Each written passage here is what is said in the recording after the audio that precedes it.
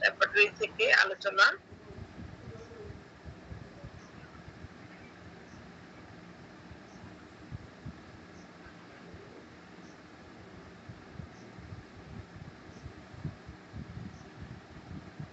আলোচনা করছি একটা ছোট ছোট কেস নিয়ে আলোচনা শুরু করছি। কেস দিয়ে কেসটাকে রোগী আসছে, রোগীর সাথে আমরা অন্যান্য কথোপকথনের মাঝখানে কিন্তু সার্বজনীন যখন আমরা জানতে যাই তখন কিন্তু আমরা রোগীর প্রথমে যেমন সব কথা জেনে আসার পর খাদ্য জানি, তার ক্ষুধা কেমন, সে কি খাবার দাবার খায়, এগুলো আমরা জানি। তো পিপাসাটাও কিন্তু আমার নেই, খাবারটাও যে নেই, পিপাসা সবকিছু আমরা একটা সার্বজনীন ভাবে সিরিয়ালে আসি। পিপাসা, জিহ্বা, লালা, ক্ষুধা, খাদ্য, বায়ুবেশন, ঘুম, স্বপ্ন, ঘাম, কাতরতা, এইভাবে আমরা সার্বজনীন ভাবে জিজ্ঞাসা করে আসি। তো ক্ষুধার কথা জিজ্ঞাসা করলে অনেকে বলে ক্ষুধা ক্ষুধা লাগলে তো খাবারটা খাই, ক্ষুধা লাগলে খাবার খাই। তো সেখানে কিন্তু আমাদের ক্ষুধা লাগলে খাবার খায়ের মধ্যে পার্থক্য আছে। কি ধরনের পার্থক্য? সেটা হচ্ছে দেখেন, ক্ষুধা তো সবারই লাগে, তখন তো সে খাবারটা খায়। মিনিমাম ৫ বা ৪ বেলা খাবার অনেকেই খায়, ৪-৫ বেলা, অনেকে ৩ বেলা। সকালে, দুপুরের খাবার, রাতের খাবার, অনেকে করে কি আবার সেই বিকেলে কিছু খায়, অনেকে আবার সকালের পর আবার কিছু খায়। কেউ আছে ওটাকে মাত্র ২ বেলাই খাচ্ছে, একজন একভাবে খাচ্ছে, যার যেরকম অভ্যাস হয়ে গেছে। এখন রুগীকে যদি আমরা জিজ্ঞেস করি আপনার ক্ষুধা কেমন, সে যদি বলে না ক্ষুধা কম, কমের মধ্যেও কিন্তু তখন পার্থক্যটা করতে হবে। আর যদি বলে না আমার ক্ষুধা আছে মোটামুটি, ক্ষুধা পেলেই খাই। এই যে এখন আমরা যেমন রুগীকে ইয়া করবো, ওষুধ দিব, রুগীকে দেবো সালফার, চিন্তা করছি ওর ১২টা বাজে ক্ষুধা লাগে, তার বেলা ১২টায় ক্ষুধা, শুনলে আমরা সালফার দিব। কিন্তু আদৌ কি বেলা ১২টায় ক্ষুধায় কি আমরা সালফার দিতে পারি? আমাদের তো রুব্রিক্স আছে, সহজেই রুব্রিক্স আমাদের স্টোমাকে যাব, এপিটাইটে যাব, বেলা ১২টা সকালের দিকে যে ক্ষুধাটা আছে ওখান থেকে ঢুকবো, ঢুকে আমরা ওষুধ বের করে নিয়ে নেবো, একদম সহজ, ওষুধ পেয়ে যাবো। কিন্তু আদৌ কি রুগীকে আমরা সালফার দিব?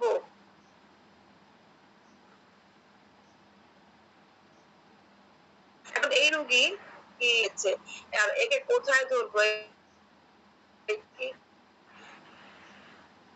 মনে করেন উনি কি রেভেনেন্সে আছে, রেভেনেন্স কিনা, মার্কসল কিনা, অনেক সময় চিন্তা করে মার্কসলের অনেক ওষুধ আছে রেভেনেন্স, কিন্তু মার্কসলটাকে বেশি প্রাধান্য দিয়ে থাকে। এখন দেখুন রাক্ষসে ক্ষুধাটা আমাদের ব্যাপারে আছে। রাক্ষসে ক্ষুধার সিস্টেমটা কি? সে মনে হয় খাবার গলার সামনে একটা হাড়ি ধরে রাখছে, খাবার খায় উঠে খাই, খায় উঠে খাই, ওই যে চুলে হাঁসের মতো, হাঁস যেমন খেয়ে গলা উঁচু করলে নাকি হজম হয়ে যায়, সেরকম। ওই কোয়ালিটির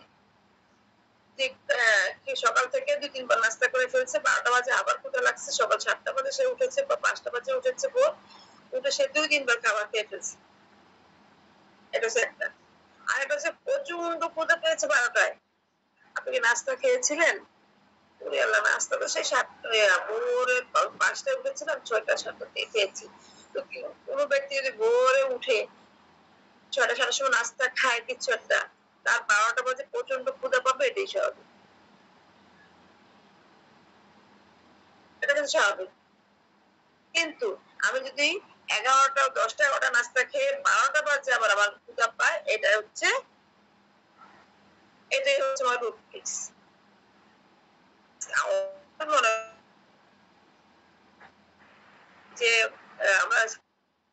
নির্দিষ্ট করে দেওয়া আছে 12টা বাজেই দিব, তার কিন্তু আপনি যদি 11টা বাজেও খায় বা তার তখন ওই সময় টাইম মতো ক্ষুধা লাগবে। আর যে মনে করেন আমরা রাক্ষসী ক্ষুধা রোগী যারা যারা আছেন বা রেপার্টরিতে যখন যাবো, এক মিনিট খুলি, কতগুলো ওষুধ আমরা পাবো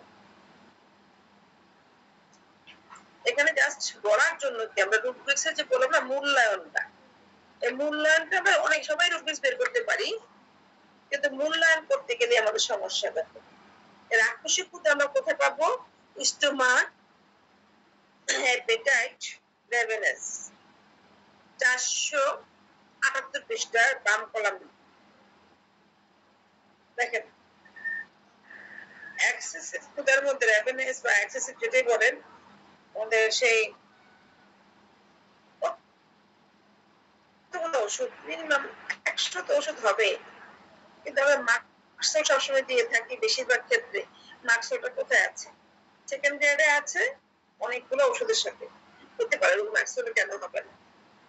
যদি আমার মার্কসেল হয় তো মার্কসেলে। তারপর যে ফরনুন এ আসুন সকালে, ফরনুনের রেভেনেস ক্ষুধা, সালফার 11টা দেওয়া আছে, একটা মেডিসিন আছে ফার্স্ট গ্রেডে, আর একটা আছে আয়োডিয়াম, জিঙ্কাম ম্যাট দুটো সেকেন্ড গ্রেডে, ইগনিশিয়া থার্ড গ্রেডে।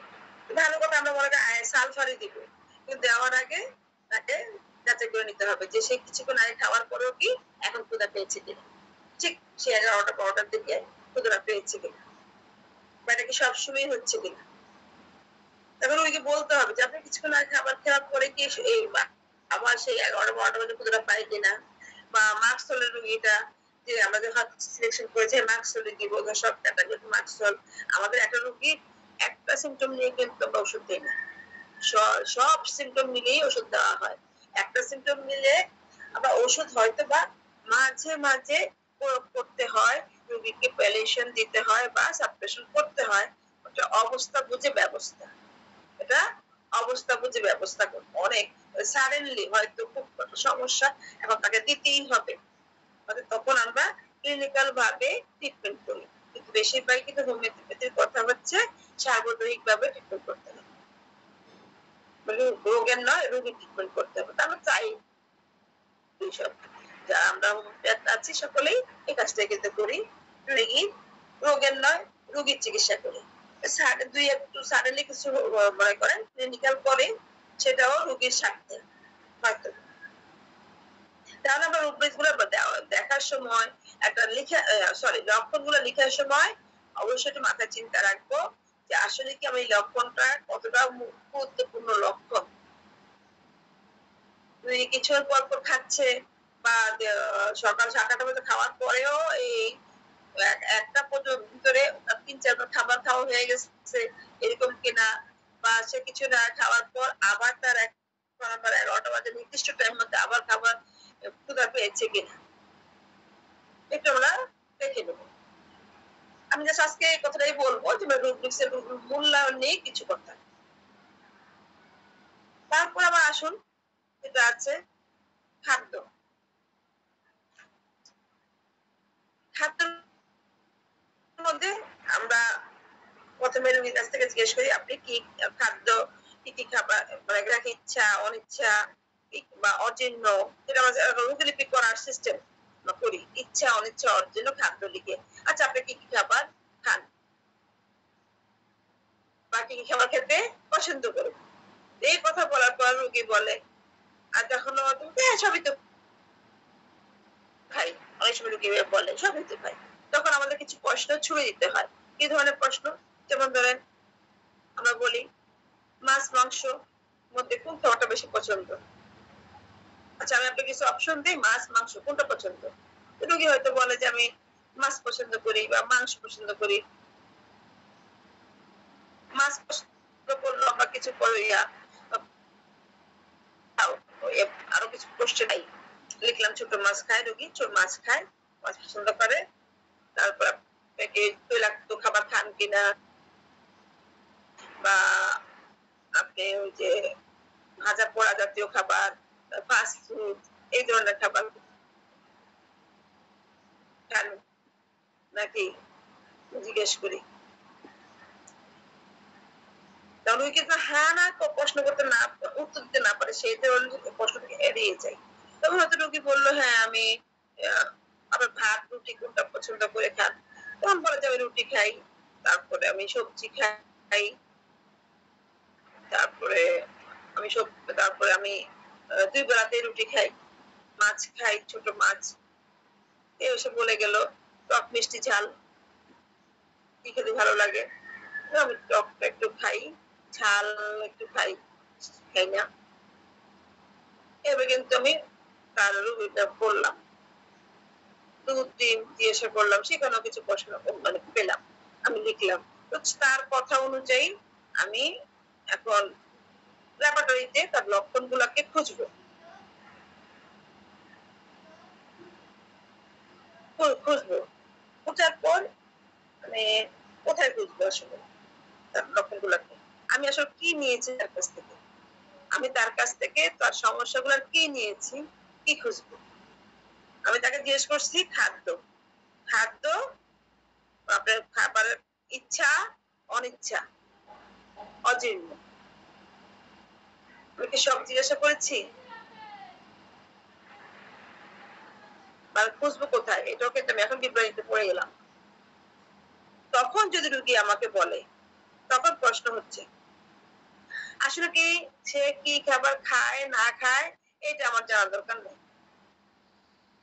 যখন আমি খাদ্যের প্রশ্ন করব, তার কি খাবার খায় না খায় সেটা আমার জানার দরকার নাই। তার পছন্দ কি সেটা আমার জানার দরকার। তখন তাকে পেজ দিয়ে জিজ্ঞাসা করতে হবে, আপনি যে খাবারটা খান এটা কি পছন্দ করে খান? আরে রুটি তো আমার একদমই ভালো লাগে না। এখন ডায়াবেটিস হয়েছে, রুটি খেতে হচ্ছে তাই খাই।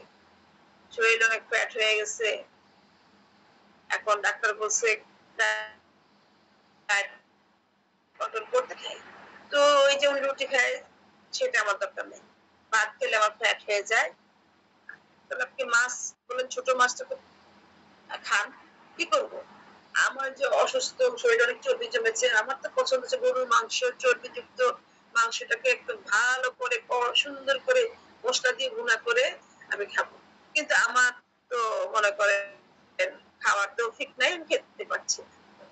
তো তার ওই যে সে খেতে খাচ্ছে না যে সেগুলো আমার দরকার। সে কি খাচ্ছে না খাচ্ছে সেটা আমার দরকার নেই। তার খাবার রুটিন জানার দরকার নেই আমার। তো ওটা আমি ডায়েটের সময় হয়তো বলে দিব হয়তো। যে আপনি অনেক মোটা, এই খাবারগুলো খাবেন। ঠিক আছে? তাহলে আমার তার ডায়েট চার্ট প্রয়োজন নেই। আমার প্রয়োজন যেটা সেটা হচ্ছে আসলে রোগী কি পছন্দ করে, কি অপছন্দ করে, কোন খাবারটা তার খেলে আপনি গরুর মাংস কেন খান না? আরে যেদিন আমি গরুর মাংস খাবো ওইদিন তো আমার অবস্থা শেষ। কি হয়? একটু মনে করেন পেট ফুলে যায়। পেট ফুলে যাওয়ার কি হলো তাহলে আমাদের এখানে ফ্লাটুলেন্স। ফ্লাটুলেন্স, পেট ফুলে যায়। আর কি হয়? প্রচুর গ্যাস ট্যাস শুরু হয়ে যায়, তখন রোগীর বদহজম শুরু হয়। দিনে আমার দেখা যায় মনে হয় খাবারটা হজম হচ্ছে না ২-৩ দিনের। এই ধরনের অবস্থা, পেট ফুলে অবস্থা শেষ। সেই জন্য আমি খাই না। তাহলে কি হলো আমার? ওই যে বললাম না খাদ্যের ইচ্ছা, পছন্দ, অপছন্দ, অজীর্ণ, অসহ্য। তাহলে কি হলো আমার? গরুর মাংস পছন্দ, তারপরে গরুর মাংস অজীর্ণ। আমি তো মিষ্টি অনেক পছন্দ করি। আপনি যে বলেন কিছুদিন আগে মিষ্টি খান না, ওইটা কিভাবে খাবো? আমার তো ডায়াবেটিস। তো মিষ্টি পছন্দ, মিষ্টি তার রোগ বাড়ে। বৃদ্ধিও আমরা একটা রোগ দিতে পারি। রোগের বৃদ্ধি। এই ধরনের সমস্যা। তাহলে আমার অজীর্ণ অসহ্য যেটা সেটাকে আমি এবার যারা মিষ্টি ফেলতে মিষ্টি, তারপর হচ্ছে গরুর মাংস পছন্দের খাবার যা তালিকা দিচ্ছি, ডাক্তার সাহেব বলতেছে তাই আমার জন্য ক্ষতিকর। তাহলে আমাকে এগুলা আমার অসহ্য, আমার রোগ বালাই বেড়ে যায়। সেজন্য আমি খাই না। তো উনার এটার জন্য আমাদের কিন্তু গ্যাস রেপার্টরির রুব্রিক্স, স্টোমাকের রুব্রিক্স না। কোনটা না? ওই যে রোগীর মাছ পছন্দ, স্টোমাক ডিজায়ার ফিশ, রোগী রুটি খায় পছন্দ রুটি খায় স্টোমাক ডিজায়ার ব্রেড না অ্যাভারশন মিট অ্যাভারশন সুগার বলে stomach desire aversion meat aversion sugar নেওয়া যাবে না ওই রোগীর জন্য কারণ সে পছন্দ করে ওগুলো খায় না বা না খাওয়া থেকে বিরত থাকে না না খেয়ে বিরত থাকে না কারণ কি তাহলে আমরা কোথায় যাবো ক্ষুধার জন্য তাহলে ওইখানে কি খুঁজবো ওইখানে আমরা যেখানে স্টোমাক অ্যাভারশন যেখানে আছে আমাদের যে বিতৃষ্ণা অসহ্য এখানে নাই বিতৃষ্ণা মানে অপছন্দ 480 পৃষ্ঠা আমাদের স্টোমাক অ্যাভারশন শুরু হয়েছে এখান থেকে আমরা এ টু জেড করে আমাদের রুপিস গুলা খুঁজে নেব কাঙ্ক্ষিত রুপিস যে রুগী কি অপছন্দ করে আমার রুটি একদম 2 চোখের বিষ বুঝছেন এই ধরনের তারপর হচ্ছে কি ডিজার্টটা শুরু হয়েছে 483 পৃষ্ঠা ডান কলামে ডিজার্ট শুরু হয়েছে এটা হচ্ছে কি আমার প্রিয় খাবার আমি কি খেতে মানে আমার কোন খাবারটা খুব প্রিয় কিন্তু আমি খেতে পারি বা না পারি সেটা জানার দরকার নেই প্রিয় খাবার ওটা আর অপ্রিয় খাবার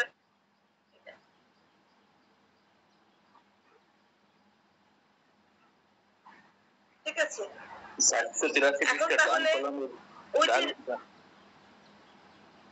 জি 483 পৃষ্ঠায় বললেন বলছেন হ্যাঁ বলছি যে 483 পৃষ্ঠায় বললেন ডান কলামের নিচে জি স্যার একেবারে নিচে 484 উনি 483 বলেছেন তো এই জন্য বলছি একদম নিচেতে ডিজায়ার অ্যালকোহলিক ড্রিঙ্কস জি আচ্ছা আমার কথা শুনছি আবার কেটে যাচ্ছে আবার শুনছি এইরকম স্যার আমার কথা শুনতে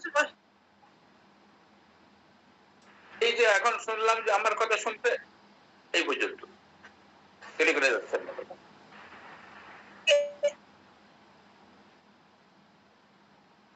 এতক্ষণ ম্যাডাম ভালোই ছিলেন এই এখন শুরু হয়েছে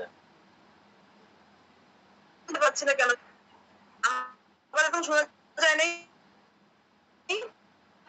কাটা কাটা ম্যাডাম ম্যাম আমরাও শুনতে বলার পর থেকে কাটা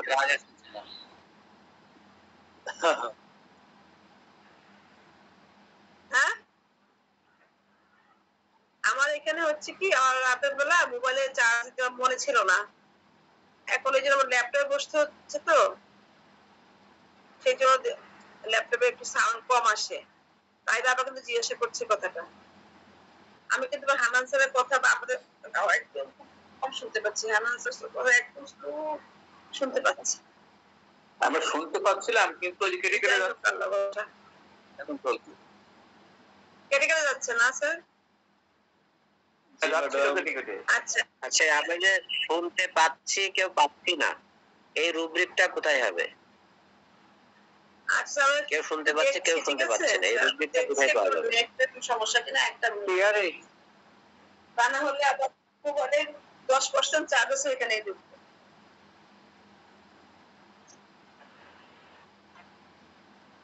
জি ম্যাডাম এটা ইয়ারে হবে ফেল হিয়ারিং কোথায় হবে হিয়ারিং স্যার জি জি ঠিক আছে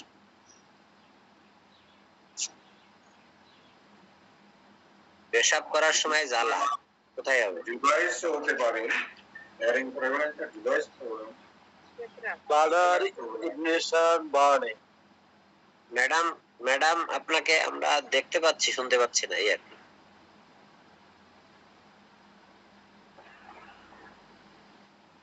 স্যার আব্দুল মান্নান স্যার কি বললেন কোথায়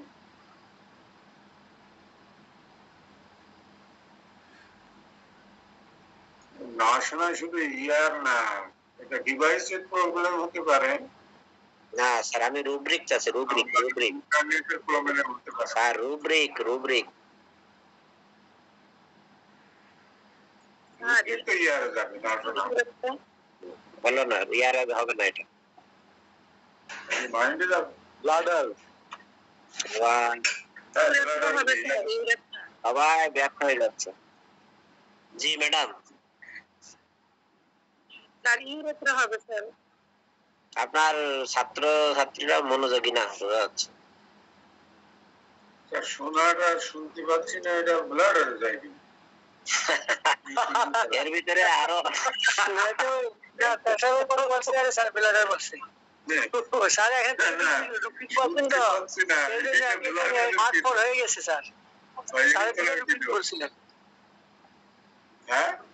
জি ম্যাডাম, আপনি ক্লিয়ার থাকলে আপনি শুরু করেন madam, Bilkis madam. G please.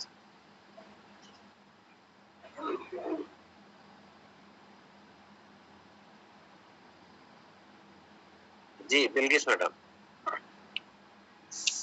প্রথম রুব্রিকটা ছিল আমরা কানে শুনতে পাচ্ছি না ঠিক মতো বা শুনতে পাই না, এই রুব্রিকটা কোথায় হবে?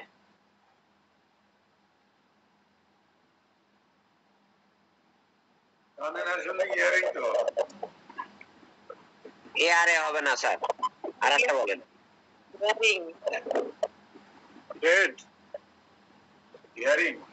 হ্যাঁ হ্যাঁ, হিয়ারিং, গুড, ভেরি গুড।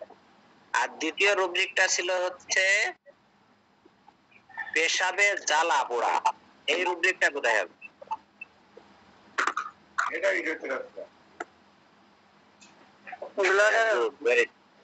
আবার ব্লাডার,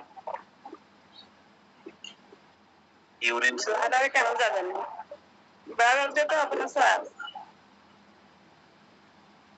ম্যাডাম আপনি দুইটাতে যুক্ত না হয়ে একটা অফ করে দেন, বেটার হবে। ওই যে লাল শাড়িটা, দুটোই লাল শাড়ি, কোনটা অফ করতে বলবো? দুটাই ভালো লাগছে। ঠিক আছে, আমি অফ করে লাল শাড়ি, লাল কি মজুর লাল শাড়ি দেখে ম্যাডাম।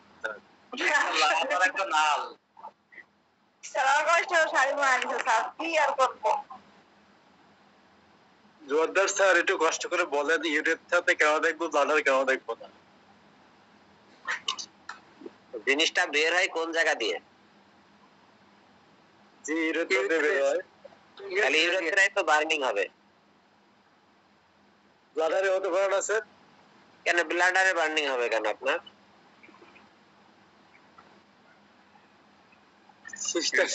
করার সময় যদি বার্নিং হয় তো অবশ্যই ইউরেথ্রা। আর এমনি পেশাব ধরে রাখলে যদি ওই জায়গায় তখন ব্লাডারের মধ্যে তখন। হ্যাঁ গুড, অবস্থার প্রেক্ষিতে। জি ম্যাডাম বলেন। বিলকিস ম্যাডাম।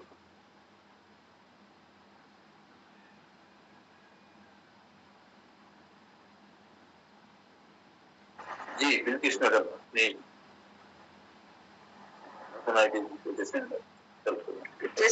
খাওয়ার পরে বুকের ভিতরে জ্বলে, ভাত খেলে বা খাবার খাওয়ার পরে বুক জ্বলে যায়, এই রুব্রিক কোথায় হবে?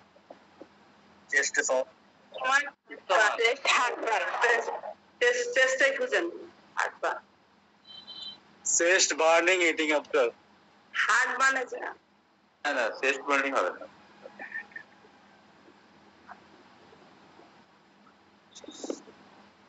আচ্ছা, এটা মূল বিষয়, ওয়ার্ডটা জানা থাকতে হবে। হার্ট বার্ন, হার্ট বার্ন কোথায় আছে?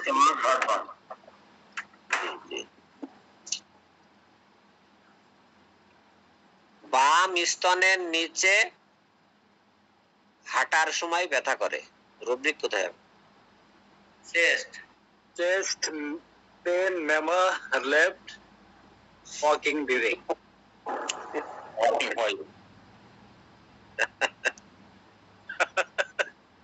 ঠিক আছে। জি ম্যাডাম প্লিজ।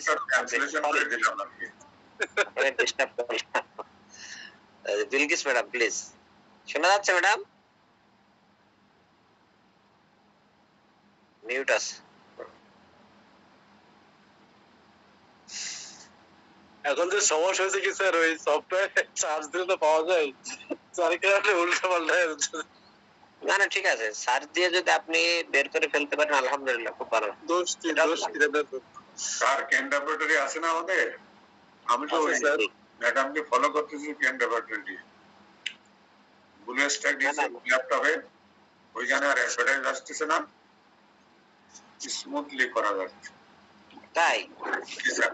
Madam please. জি স্যার। দীর্ঘ বিরতির পর আবার শুরু করলাম। No problem madam. একটু চার্জ দিয়ে দিলাম, 20% হচ্ছে। জি আলহামদুলিল্লাহ। ম্যাডাম পড়াচ্ছে কেন্ট রেপার্টরি থেকে, কেন্ট, জেমস টাইলার কেন্ট। জি আমরা কেন্ট রেপার্টরি থেকে আলোচনা করছি। সেখান থেকে আমাদের টিএম জোয়াদ স্যার কিছু বিষয় থেকে বলেছেন, অনেকে সুন্দর উত্তর দিয়েছেন, অনেকে প্রশ্ন করেছেন যে প্রস্তাবের জ্বালা কেন ব্লাডারে না বুঝবো না। সমস্যাটা যেখানে পাবেন সেখানে, কার যা সমস্যা জিএম আর জেএম কঠিন অবস্থা। যেখানে সমস্যা কেন রেপার্টরিকে প্রেজেন্টেশনে দেওয়ার চেষ্টা করব।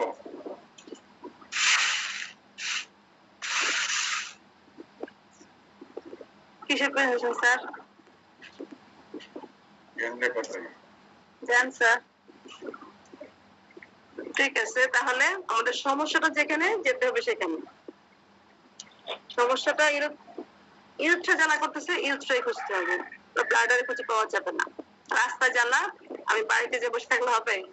রাস্তায় লাগছে আগুন, আমি বাড়িতে যে পানি ঢালবো হবে না। রাস্তায় আগুন লাগছে, রাস্তায় পানি ঢালতে হবে।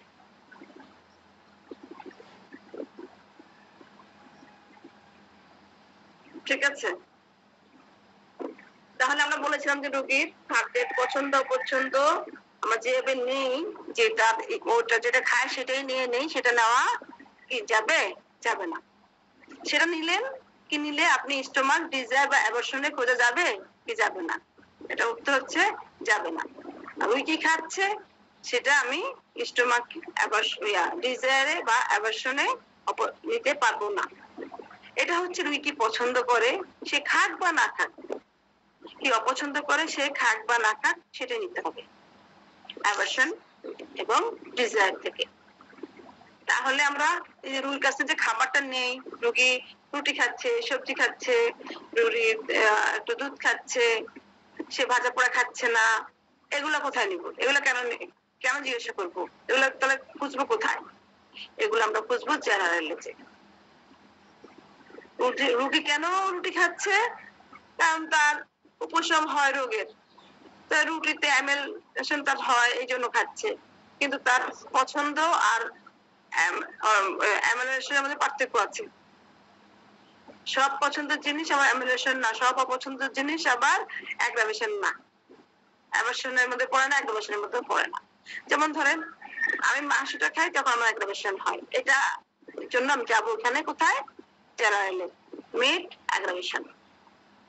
ওইখান থেকে ওষুধ বাছাই করতে হবে এই রোগীর জন্য, যে রোগী মাংস পছন্দ করে কিন্তু খায় না, খেলে তার সমস্যা হবে। কথা কি বোঝা গেছে? দেখা যায় নাকি? জি ম্যাডাম। হ্যাঁ দেখা যাচ্ছে স্যার। দেখা যাচ্ছে তো? আপনি যা দেখাচ্ছেন স্যার বললে আচ্ছা দেখা যাচ্ছে। এখন আমি যেটা বলছি স্টোমাক অ্যাভারশন টু এ। হ্যাঁ স্যার হচ্ছে স্টোমাক অ্যাভারশন টু এক্স দেখা। ঠিক আছে, এখন আমি যেটা বলছি সেটা বুঝতে পেরেছেন তো? জি ম্যাডাম। রোগী ডিম খায় না বা ডিম ফেলে তার রোগ বেড়ে যায়, এটা আমরা কোথায় খুঁজে পাবো? অ্যাগ্রিভেশন এভালুয়েশন জেনারেটিস। জেনারেটিসে যে খুঁজে পাবো। ঠিক আছে, রোগী যে খাচ্ছে, কেন খাচ্ছে না, এটা ভালো করে তথ্য নিতে হবে। আমরা বলি যে রোগীকে এত সময় দেওয়া যাবে নাকি, এত সময় দিলে কিভাবে হবে? একজন রোগী 1-2 ঘন্টা লাগবে দেখতে, তাহলে কেমনে কি হবে? আমার তো আরো 10-20 জন রোগী বসে আছে, আপনাকে কে বলছে সবাইকে দেখতে? বাংলাদেশের ডাক্তার অফ করছে, তাদের কাছে রেফার করে দেন যে একজন। আপনি যে একটা যাকে সময় দিচ্ছেন তাকে ভালো করে সময় দেন, ও খালি খামচানোর কোনো প্রয়োজন নাই। এই রোগী দেখবো, ওই রোগী দেখবো, টাকা নেবো, এটা তো আমাদের ধান্দা না।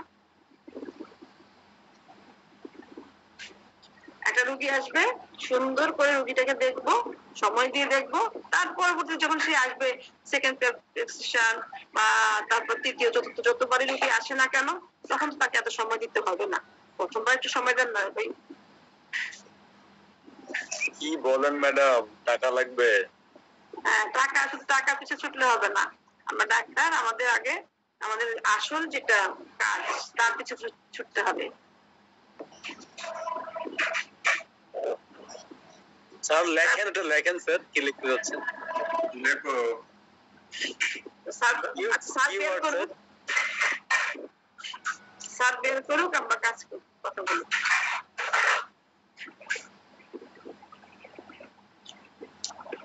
করতে পারিনি। তারপর আমরা কথা নিব।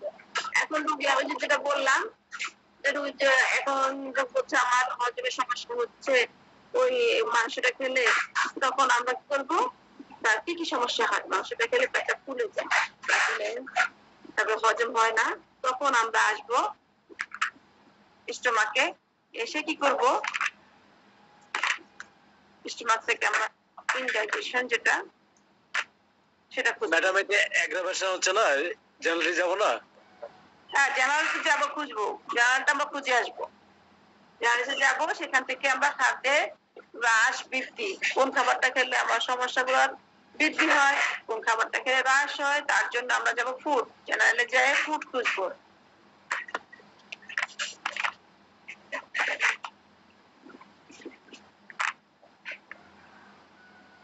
আজকে ক্লাসটা এলোমেলো হয়ে গেল, দুইটা জায়গায় নো প্রবলেম ম্যাডাম। সমস্যা হয়ে গেছে, কারণ যেমন মোবাইলটা চার্জ দিয়ে ভুলে গেছিলাম। আচ্ছা, চার্জ আছে, সবসময় চার্জ দিয়ে রাখি। জেনারেলে এসে দেখি, দেখেন 1362 পৃষ্ঠা যখন আমরা আসবো জেনারেলিসে, এখানে ফুড আছে, এখান থেকে আমরা আমাদের পৃষ্ঠা 1362, 63, 64 জুড়ে আমাদের কোন খাবারটা খেলে সমস্যাটা বৃদ্ধি হয়, উপশম হয়, সেগুলোর মধ্যে লেখা আছে। কোল্ড ড্রিঙ্কস অ্যাগ্রাভেশন, ঠিক আছে, তো শীতল পানীয় পান করলে রোগীর সমস্যা বৃদ্ধি, তাই না? তারপরে দেখেন হিট অয়েল, হট ওয়েদার, তারপর অ্যামেলেশন। দেখেন শীতল পানীয় পান করলে সমস্যা, আবার দেখেন পানি পান করলে উপশম। সেখানে আমাদের কি কি ওষুধ আছে? বেসমেট, ডায়নিয়া, কোস্টিকাম, ফসফরাস, সিপিয়া। দেখেছেন? Dry food aggravation, x aggravation, ডিমের বৃদ্ধিটার সমস্যা। তাহলে আমরা দেখেন এই রোগীর ক্ষেত্রে আর কি কি নিব, আর কি কি নিব? ইনডাইজেশন, স্টোমাক ইনডাইজেশন, 503 পৃষ্ঠা। এই রোগীর ক্ষেত্রে যেমন রোগী বললো যে আমি এই খাবারগুলা, মাংস বা দুধ, এগুলা খেলে আমার সমস্যা বৃদ্ধি হয়, সেই জন্য আমি খেতে পারি না।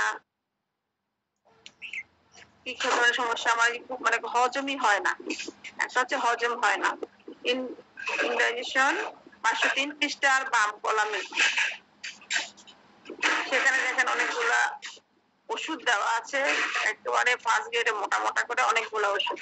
অ্যালুমিনা, ব্রাইটাকা, ব্রাইটামিউট, বিসমেট, ক্যালকিয়াসাল, ক্যালকেরিয়া, কার্বোবেশক, অনেকগুলো ওষুধ। দেখেন অন্য অন্য জায়গায় কিন্তু আমরা যখন খুঁজতে যাই, অনেকগুলো ওষুধ থাকলে ফার্স্ট গ্রেডের ওষুধ খুব কম থাকে। যদি 10টা ওষুধ থাকে, ফার্স্ট গ্রেডে দুটো থাকে, 20টা থাকলে ফার্স্ট গ্রেডে 4টা থাকে। এখানে কতগুলো? 1, 2, 3, 4, 5, 6, 7, 8, 9, 10, 11, 12, 13, 14, 15, 16, 17, 18, 19, 20টার মতো আছে আমাদের ফার্স্ট গ্রেডে, এই 4-5টা লাইনের ভিতরে। অনেকগুলো আছে সেকেন্ড গ্রেডে, থার্ড গ্রেডে খুবই কম ওষুধ আছে, ঠিক আছে? তো আমরা এখানে 503 পৃষ্ঠা থেকে নিব কি, রোগীর হজম হচ্ছে না। আর ওই যে বললাম না, রোগীর পেট ফুলে আছে, এটার জন্য এখন আমরা স্টোমাকে খুঁজবো কিনা। রোগীর পেট ফুলে আছে, যে বললাম পেটটা কেমন ফুলে আছে, অনেক গ্যাস জমেছে। গ্যাস জমেছে, আমরা বলি যে পেট ফুলে আছে, ওটার জন্য কোথায় যাব? অ্যাবডোমেন নাকি? জি স্যার, হ্যাঁ জি স্যার। তখন আমাদের চলে যেতে হবে কোথায়? অ্যাবডোমেনে যাবো, প্লাটুলেন্স। এই রুগীর জন্য কিন্তু এতগুলা জায়গায় খুঁজতে হবে, মানে আমাদের তো সময় নাই, আমাদের তো অনেক রুগী দেখতে হবে। 547 পিস, একদম ডান কলামের নিচে 47 পৃষ্ঠায় আমাদের শুরু হয়েছে কি প্লাটুলেন্স।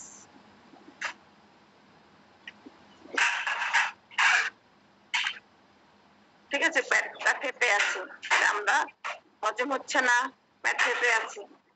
ঠিক আছে, এই রূপগুলো আমরা এখান থেকে নিব। আবার অনেকে বলতে পারে, আরে আমি তো সেই সকালবেলা খেয়েছিলাম গরুর মাংস, বা আমি যে শাকও কিন্তু অনেকে হজম হয় না, শাক খেয়েছিলাম, এখন রাত হয়ে গেছে, আমার পেটটা কেমন ফাঁপা ফাঁপা লাগতেছে, কেমন যেন মনে ভরা ভরা, আর ক্ষুধা লাগতেছে না। ঠিক আছে, হজম হচ্ছে না। তখন আমাদের এগুলোর সাথে ইনডাইজেশনের থেকে রুটিন নিতে হবে, ওষুধ দেখতে হবে। এখন যদি ওখানে শাক না পাই, শাক সবজি লেখা নাই, তখন কোথায় যাব?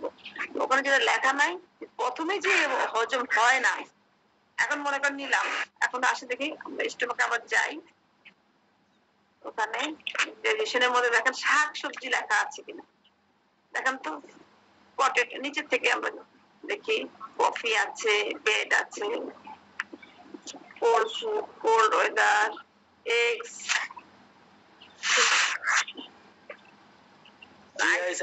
ডিআই হ্যাঁ কই ডিআই, ডিআই কি? না স্যার লিখতেছে তো বানানটা ইনডাইজেশন। বুঝছি, আমি আমাকে বলতেছেন। তাহলে old people, onions after, pears after, তারপরে after, potatoes after, salt meat after, sour food after, vaccination after, warm drinks after. এখন কই এত কিছু পেলাম, ওয়ার্ম ফুড আফটার সব পেলাম, কিন্তু আমাদের তো শাকসবজি নাই, তো কি করবো? শাকসবজি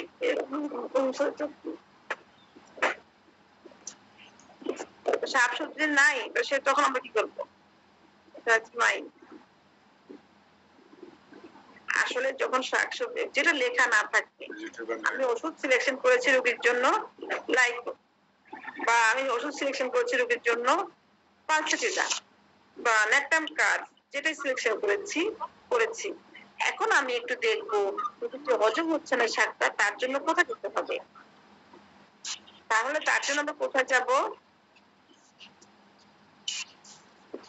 যদি 3 জনই মাইক্রোফোন অন করে, তাহলে তো ক্লাসের সমস্যা। যাবো ম্যাডাম?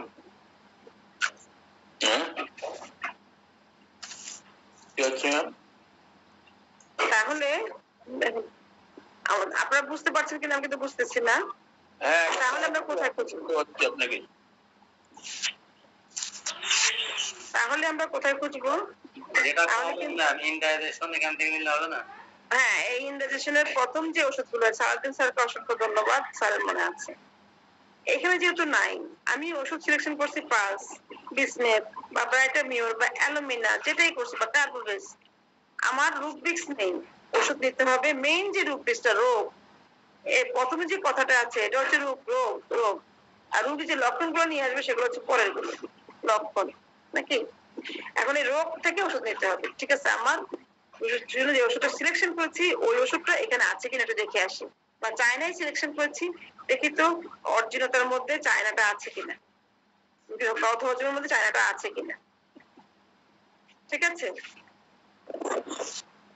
এভাবে কিন্তু জিনিসটা খুঁজে নিতে হবে, মিলাইতে হবে। ওই যে আমরা বলি কি যে আমি রোগ ল্যাবরেটরি দেখেই তো ওষুধ দিয়েছি, রোগী এটা খায়, ওটা খায় না, ওটা পছন্দ করে না। তো আপনি যে এটা সেটা খায়, ওটা সেটা খায় না, এটা কি আসলে কি রোগী কেন খায় না সেটা কি ভালো করে নিয়েছিলেন? রোগীটা কি ভালো করে করেছিলেন? ল্যাবরেটরি ঢোকার আগে অবশ্যই একটা আদর্শ রোগীলিপি লাগবে।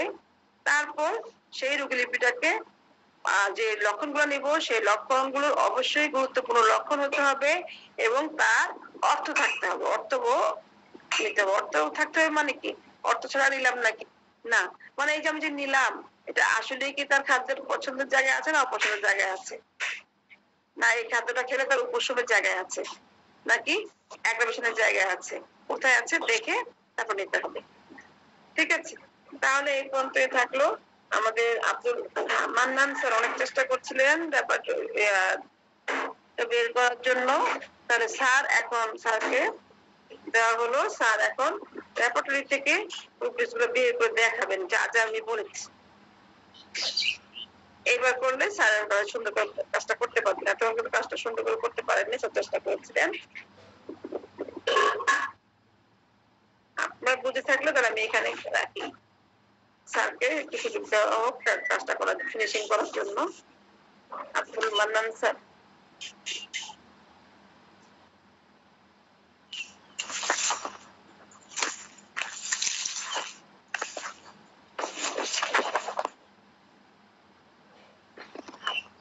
আতাউর লেখা আছে আমি বুঝতেছি না স্যার, মাইক্রোফোনটা অন করে রেখেছে আতাউর হোসেন স্যার, সেই জন্য এত নয়েজ হচ্ছিল তখন।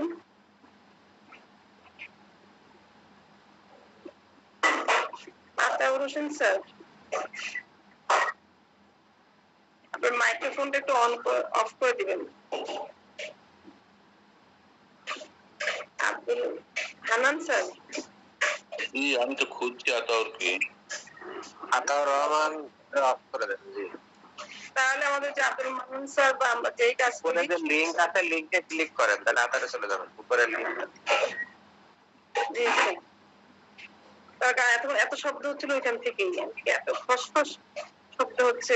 মান্নান স্যার তো কাজ করছে অন্য জায়গায়, পিচটার আওয়াজ তো হবে না।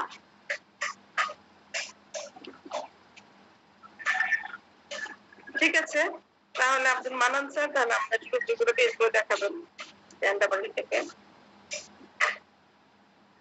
স্যার যদি ব্যস্ত না থাকেন।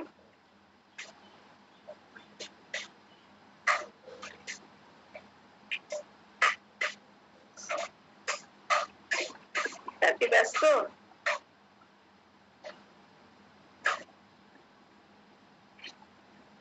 আচ্ছা ঠিক আছে, তাহলে স্যার ব্যস্ত হয়তো, স্যার ফিরে আসা আগ পর্যন্ত যদি কাজটা করি।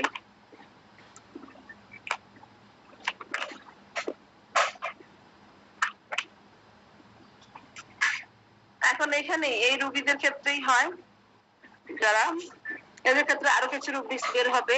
সেটা হচ্ছে কি আমার খুব এই খাবার যখন বদ হজমের সমস্যা হয়, খুব গ্যাস পাঁচ হয় কিনা বা রুগীটার বা তার ঢেকুর উঠে কিনা,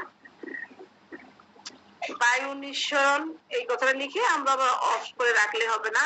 বায়ু নিঃসরণটা লিখে এখানে জিজ্ঞেস করতে হবে। বায়ু নিঃসরণ তো হলো বুঝলাম, কিন্তু ঢেকুর আসে কিনা।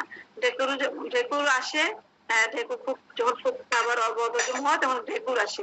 এই ঢেকুরটা শুধু ঢেকুর আসে লিখলেই হবে না, এখানে তখন লিখতে হবে ঢেকুরের আইটেম, খাবার খাওয়ার পরে ঢেকুরটা হয়, ঢেকুরের সময় কি হবে। আচ্ছা মানে কি শর্ট একটা প্রশ্ন, ঢেকুরটা আরাম পান কিনা? হ্যাঁ ও সাময়িক উপশম হয়, ঢেকুরটা যখন হয় তখন আমার সাময়িক উপশম হয়, পরবর্তীতে আবার শুরু হয়, আবার ঢেকুর আসে, আবার ঢেকুর দিলে উপশম হয়, এভাবে চলতে থাকে। উপশম হয় কি হয় না তার মধ্যেও কিন্তু আমাদের ওষুধ আছে। গ্যাস পাস হচ্ছে, গ্যাস পাস হলে বায়ু নিঃসরণ হলে কি উপশম হয় কি হয় না জিজ্ঞাসা করে নিতে হবে। এই রোগীদেরই যাদের বদহজম হচ্ছে এদেরই বেশিরভাগ ক্ষেত্রে আইবিএস এর সমস্যা নিয়ে আসে আমাদের কাছে এই ধরনের রোগীরাই। তখন ঢেকুরের সাথে কোনো টক পানি উঠে আসে কিনা, কোনো খাদ্যের কণা উঠে আসে কিনা, ঢেকুরটাকে মুখে স্বাদটাকে চিটাইতে লাগে কিনা, এই যে তার কথাগুলো জানতে হবে। তো ঢেকুরটা কোথা থেকে উঠে আসে আসলে? অ্যাবডোমেন থেকে না স্টোমাক থেকে? স্টোমাক ইরাকটেশন। জি ধন্যবাদ। তাহলে আমাদের ঢেকুরটা উঠে আসবে কোথা থেকে? স্টোমাক থেকে। আসলে স্টোমাকে ঢুকবো, স্টোমাকে ঢুকে কি খুঁজবো? ইরেকটেশন। ইরেকটেশন 489 পৃষ্ঠা ডান কলামে ইরেকটেশন, সেটা কেটে উঠে দেখেন কতগুলো পৃষ্ঠা। তাহলে আমরা এতগুলো পৃষ্ঠার রোগীকে খালি জিজ্ঞেস করি ডেকুর উঠে কিনা, ডেকুর উঠে আরাম পান কিনা, এতটুকু অত জিজ্ঞাসা করি। কিন্তু আমাদের ওষুধ দেওয়া আছে, রুপিস দেওয়া আছে 4-5টা পৃষ্ঠা।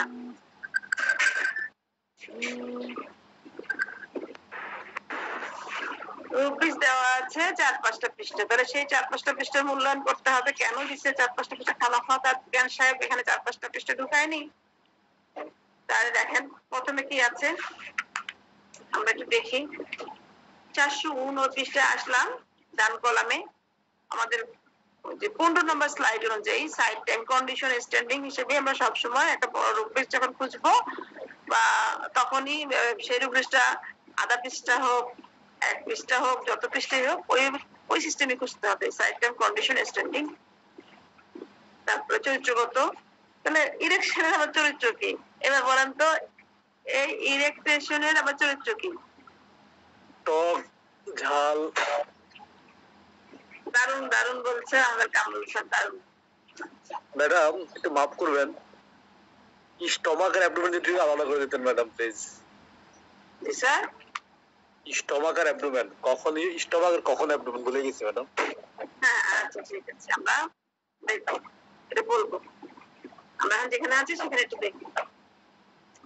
তাহলে আমরা এখন ইরেকটেশন এখানে আসলাম। এখানে প্রথমে কি সাইড নাই, টাইম দিয়ে শুরু হয়েছে। টাইম দেখলাম ভোর থেকে ভোর রাত্রে শেষ করলো 490 পৃষ্ঠায়। বাম কলামে আসলে আমাদের ভোর থেকে ভোর রাত্রে শেষ, এখন কখন হচ্ছে। তারপরে হচ্ছে কি এখন কন্ডিশন শুরু হয়ে গেছে। ওই যে আমাদের কথা side time standing, side time condition standing. আমি তো কন্ডিশন বাদ দিয়ে দিলাম। কন্ডিশন A to Z, এখানে অ্যাসিড ফ্রম আফটার, তারপর দেখেন এ দিয়ে ইয়ার ইন ওপেন, তারপরে এবার কিন্তু A to Z করে যাচ্ছে ক্যাবেজ, সি দিয়ে ক্যাবেজ 491 পৃষ্ঠা। ইটিং হয় কিছু লোক এসে বলে কি জন্য যে খাবার খাইলাম, খাওয়ার আগে ভালো ছিলাম, খাবার খাওয়ার পর থেকে সমস্যা শুরু। খাইলেই সমস্যা, খাইলে কেন যে খাইতে চাই। তারপর দেখেন আমাদের 491 পৃষ্ঠা বিভিন্ন কথা লেখা আছে, স্লিপ আফটার, টুপ আফটার, এবার কিন্তু লেখা আছে। তার এক এক করে ওই যে কন্ডিশন গুলো A to Z। 492 পৃষ্ঠা আসলে বাম কলামে ওয়ার্কিং হোয়াইল, হোয়াইল আফটার এবার লেখা আছে। ঠিক আছে। তারপরে এবার শুরু হয়েছে কি ওই যে চরিত্র। চরিত্র কি পরে আসে মনে আছে? সাধারণ লক্ষণ, চরিত্রগত লক্ষণ। প্রথমে সাধারণ থাকবে, তারপর চরিত্র। অনেকে বলে কেন সব জায়গায় আমরা যেখানে বড় রূপরেখ থাকবে সেখানে আমরা এগুলো খুঁজবো। এখন দেখেন 492 পৃষ্ঠায় চরিত্র। এখন আপনারা বলতে পারেন সাবঙ্গ কেন নাই? নিশ্চয়ই সাবঙ্গ এখানে নাই। এখন দেখেন চরিত্র মধ্যে কি আছে? প্রথমে A to Z, অ্যাক্রিট দেখেন আছে কিনা এ দিয়ে। তারপরে আবার 492 পৃষ্ঠায় বিটার, তিক্ত কিনা, খুব কটু টাইপের কিনা, তিক্ত কিনা। তিক্ত যখন বললেন হ্যাঁ হ্যাঁ তিতা তিতা ঢেকুর উঠে, ওই তিতাতে ঢেকুর না একটা সাল দিয়ে দেবো ভাই, কিছু হবে না তাতে। কারণ সেখানে আবার কোশ্চেন আছে। কি কোশ্চেন? সময়টা কখন, তখন আপনি কি করতেছিলেন, কি করার পর হচ্ছে, সকালবেলা ব্রেকফাস্ট আফটার, তারপর এটা কিনা আফটারনুন, ফরনুন, ইভিনিং এ কিনা, ইভিনিং পটেটোস আফটার। দেখেন ইভিনিং পটেটোস আফটার হলে অ্যালুমিনা। ঠিক আছে। তারপর night anger after, bread and butter after. আপনি রুটি আর মাখন খেয়েছেন, তারপর থেকে শুরু হয়ে গেছে মাখনটা ভালো করে মেখে রুটিটা খেলেন, তারপর এবার তিক্ত গ্যাস শুরু হয়ে গেল। ঠিক আছে। এখন একটা সার্ভ দিলে কাজ হবে, সেখানে চায়নার কাজ দিতে পারে। এখন ড্রিঙ্কিং আফটার, ইটিং আফটার, এই চলতেছে। ফাস্টিং হয়, উপবাস করলে তার শুরু হয়ে যায় তিক্ত ঢেকুর। এইভাবে কিন্তু কথা কত পর্যন্ত আছে দেখেন। 493 পৃষ্ঠা শুরু হয়েছে, 492 পৃষ্ঠা ডান কলাম থেকে বিটা, শেষ হয়েছে 93 পৃষ্ঠা বাম কলামে ওয়াকিং ইন ওপেন এয়ার হয় গেটিওলা। খোলা বাতাসে ভ্রমণকালে তার তিক্ত ঢেকুর। বাতাসের সাথে আমাদের স্টোমাকের সম্পর্ক কি চিন্তা করছেন? তারপরে আসছে কি ব্লাডি, রক্তের স্বাদ কিনা, বার্নিং, কিছুক্ষণ আগে আমাদের বার্নিং এর কথা বলেছে, আপনাদের মনে আছে তো? বার্নিং বলেছিল বুক জ্বালা, সেটাকে হার্ট বার্নে যে খুঁজতে বলেছে, এখানে দেখেন হার্ট বার্ন, সেটা কোথায়? সেটাও কিন্তু স্টোমাকে, খাবার খাওয়ার পর বুকে জ্বালা পোড়া করে, সেটা হার্ট বার্ন, সেটা আমরা চেস্টে যাব না। এক্স, তারপরে এখানে আবার আছে এমটি, শূন্য শূন্য, এই প্রত্যেকটা কিন্তু দেখেন লিখে আছে। আবার অনেকে বলে যে খাবারটা খেলাম সেই খাবারেরই গন্ধ, মানে যে পর্যন্ত খাবারটা হজম না হবে ওই পর্যন্ত ওই খাবারের গন্ধযুক্ত ডেকুর, কি যে একটা বিশ্রী অবস্থা। বাবা বললাম যে একটু তরল উঠে আসে কিনা, জিজ্ঞেস বললাম না, একটু পানি উঠে আসে কিনা, টক টক পানি বা অন্য কিছু খাদ্য কণা। দেখেন 494 পৃষ্ঠা বাম কলামে আসলে ফ্লুইড, তরল পদার্থ উঠে আসে কিছু না, ফুড, দেখেন কিছু খাদ্য উঠে আসে। যে খাবারটা খেলাম গ্যাস যখন উঠাই তখন কিন্তু সেই খাবারে তা উঠে আসে। তারপরে 495 পৃষ্ঠার বাম কলামে ফুড টেস্টিং লাইট, কি যে খাদ্য খেয়েছে সেই খাদ্যের স্বাদযুক্ত ডেপুট, ফুয়েল বিষাদ, হট,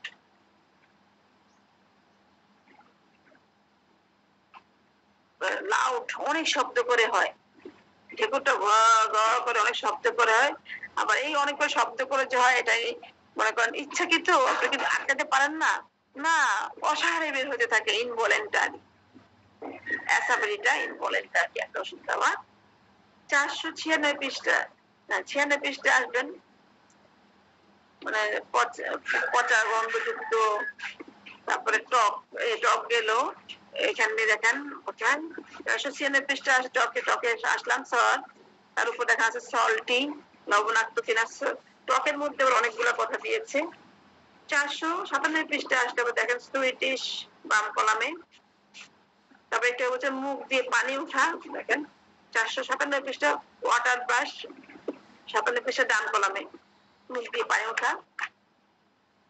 এমন করে 498 পৃষ্ঠা পর্যন্ত আমাদের এই ডেকুরের গল্প। কত পৃষ্ঠা থেকে আমরা শুরু করেছিলাম ডেকুরের গল্প? 489 থেকে 498, 10 পৃষ্ঠা। তো এখানে 10 পৃষ্ঠার গুরুত্ব কতটা থাকে অবশ্যই আমাদের জানা দরকার। আর 10 পৃষ্ঠার কথাটা কেবে নিতে হবে রোগীর কাছ থেকে, শুধু ডেকে উঠে আরাম পানটি পান না, সম্পূর্ণ পেটে গ্যাস জমে না, রোগী কি শেষ হয়ে যাবে, কতগুলো কথা জিজ্ঞেস করতে হবে। এই যে কোরের মধ্যে আপনি দেখেন 10টা পৃষ্ঠা কিন্তু খামাখা লেখে নাই। ঠিক আছে, আমাদের আব্দুল মান্নান স্যার কি ফ্রি হয়েছে?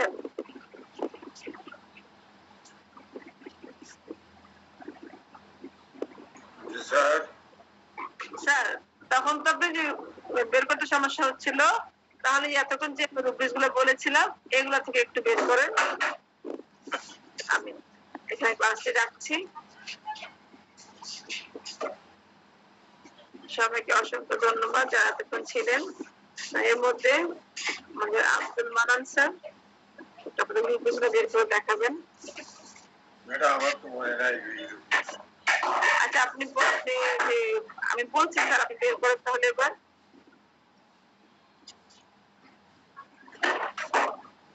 আমরা যখন ঢেকুরের কথা, আমরা রুগীকে আসছে, আমাদের যে খাবারটা হজম হচ্ছে না, তখন আমরা চলে যাব স্টোমাক ইনডাইজেশন। তাকে দিচ্ছে প্রেজেন্টেশন।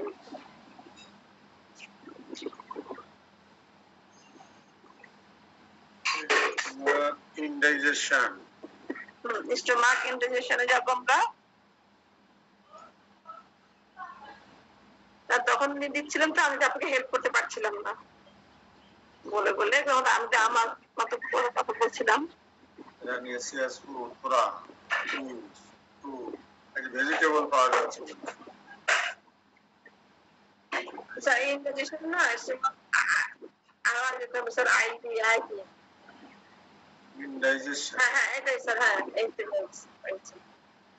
স্টোমাক ইনডাইজেশনে আমরা ওই যে আমরা সময়টা পেয়েছি, কি কি খাবার খেলে সমস্যা হয় সেটা পেয়েছি।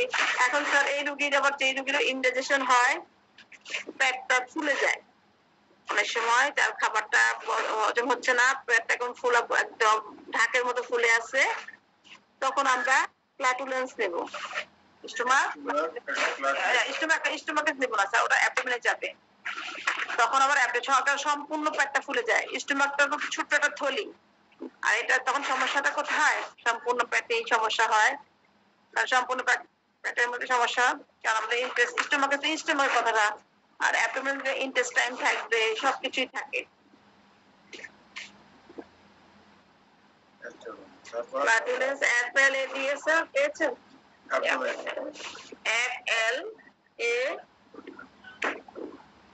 FLA TU পেয়ে গেছেন। এটা কিন্তু স্যার 10 পৃষ্ঠা। এখন যদি আপনার বের করতে হয়, রোগী যদি বলে লবণাক্ত, এই যে ঢেকুরটা উঠে, আমরা জিজ্ঞেস করি ঢেকুরের ফুটলে আরাম পায় কি পায় না, তারপর জিজ্ঞাসা করি যে ঢেকুরের স্বাদটা কেমন, তিতা, মিঠা, টক কেমন। রোগী বলতেছে লবণাক্ত স্বাদ, তখন আমরা আবার দেখেন চলে যাবো কোথায়? ফ্ল্যাটুলেন্স থেকে আবার চলে যাবো কোথায় স্যার? স্টোমাকে চলে যাবো। এখানে পাবেন না স্যার, ওটা আবার আমরা একটু স্টোমাকে যাই। স্টোমাকে ঢুকবো, ইরেকটেশন। ভাজি করো নাই? নাই খাবি না? ইরেকটেশন সে ঢুকবো, পেয়েছেন স্যার? ইরেকটেশন ঢুকে আমরা খুঁজবো কি? সল্টি।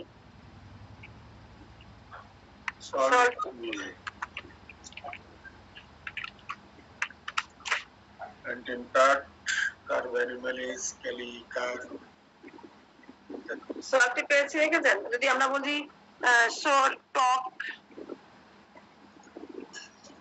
সাওয়ার টক, সত্য হচ্ছে ব্যথা, সাওয়ার টক। হ্যাঁ, কতগুলো কন্ডিশন দিয়ে দিয়েছেন আমাদেরকে। ধরেন আমরা খুঁজলাম drinking after, drinking after, eructation, shower, drinking after. ওষুধ চলে আসছে কি স্যার তাহলে এখানে? সরিনাম, দেখেছেন চলে আসছে সরিনাম। ঢেকুরের জন্য আমরা সরিনাম দেবো, কখনো চিন্তা করি না। তারপরে এখন যদি বলে যে টক ঢেকুরের সাথে একটু পানি উঠে আসে, ওয়াটার প্লাস টক ঢেকুরের একটু পানি উঠে আসে, এখানে আমরা একটু দেখবো যে আসলে সরিনামটা কি আমাদের আছে কিনা। WATER, ওটার BRA অ্যাসিড।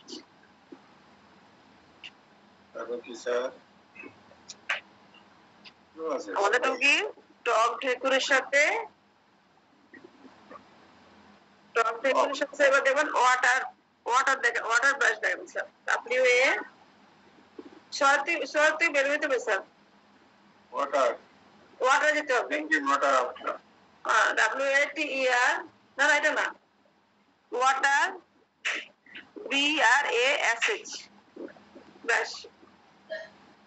টকটা কেটে দিতে হবে স্যার, টকটা কেটে দেন, সারটা কেটে তারপরে ওয়াটার ব্রাশটা লাগবে।